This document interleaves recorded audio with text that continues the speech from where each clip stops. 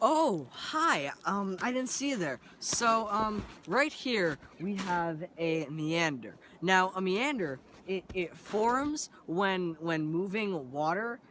When moving water in a stream erodes the outer banks and widens its valley, and the inner part of the river has less energy and deposits silt. And and when a meander gets cut off from from the main stream, an oxbow lake forms, and the water goes faster and faster when it's on the outside of the bend, and that causes the erosion. And the inside is very slow and it deposits. And the meander, it will get bigger and bigger until it cuts itself off. And this usually happens like in a flood, so yeah, you better watch out.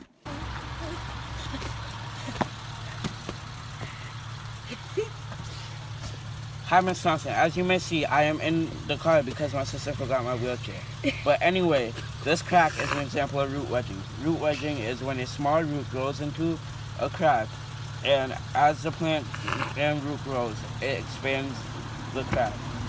This is a mechanical weathering process.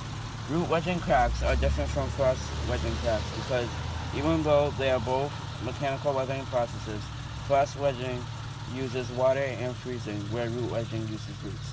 I could tell that this was root wedging because I could see the root going into the crack. Have a nice day, Miss Thompson.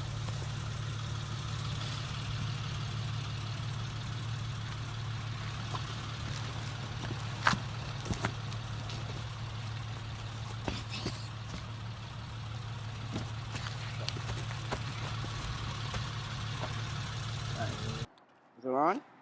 Oh, okay. On the angle right? Alright, go. Action! Action! Oh, what up, guys? I didn't see you there. You did.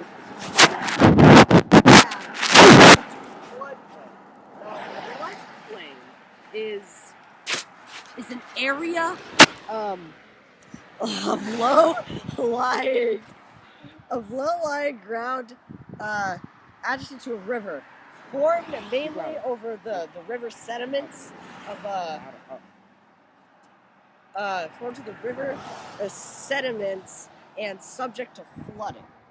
And like the banks of its channel from the banks to its channel to the base of the enclosing valley walls, and its experiences flooding during periods of high discharge. So this is a floodplain, guys. Yeah. Is it done? Should I stop it? Hi, Mrs. Thompson. I am here at the Concord River. Ooh. And it is a good example of a tributary. A tributary is a river that flows into a bigger river. The Concord River flows into the Merrimack River. The Merrimack River is 117 miles long and flows from Massachusetts to New Hampshire. Oh, the Merrimack River ends up flowing into the Atlantic Ocean. The Atlantic Ocean is the ultimate base level for the Concord River. Have a nice day, Miss Thompson. Here, look at this river again. Look. Have a nice day, Miss Thompson. Wow, that's so cool. Back for more, huh? All right. So I'm sitting here on this is actually an erratic. Now, an erratic is a very large boulder that has been transported to an area by a glacier. And 2 million years ago, I can't really use my fingers for millions, big number, a continental ice sheet is advanced as far south as Cape Cod and Long Island.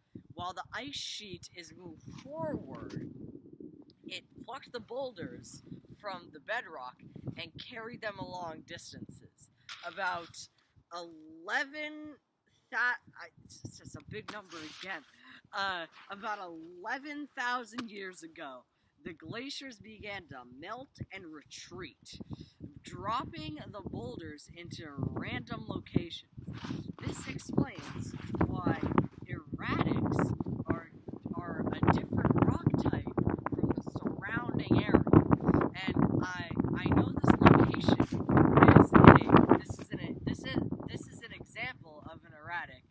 because it does not match any of the surrounding rocks. It appears to be randomly placed.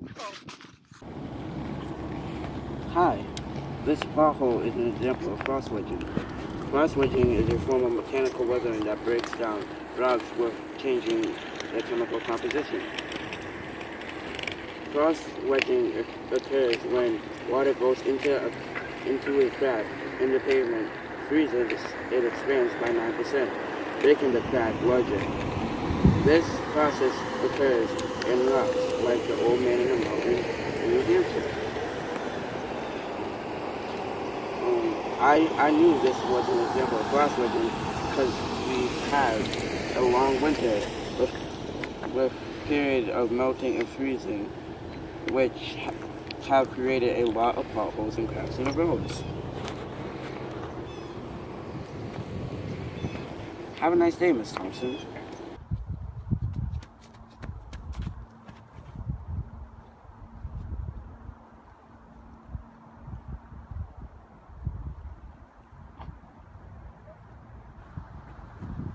Cats! Ah! Kettle ponds. 12,000 years ago, Walden Pond was formed when a glacier passed over an area of a chunk of ice broken off the glacier. When it dropped, it sits there and gets really dirty and gets covered in sediments. Then it melts, and it sinks down and forms a big hole in the ground.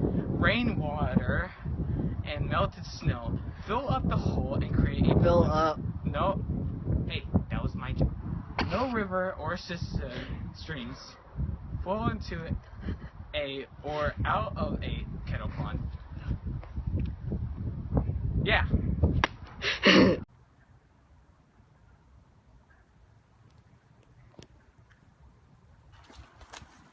Donkey! A swamp is a wetland that is forested. This means that it's covered by water, but the water is shallow enough so that plants, trees can grow there. The acre along a large river or lakes. The water level changes in different times a year. The bottom of a swamp is at or below the water table. That can help to control floods because excess water runoff can be sorted. Is that how it goes? All right.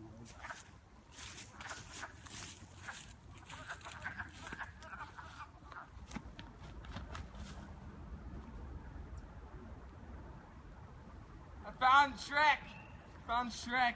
Long strips that becomes drumlins. I said gremlins.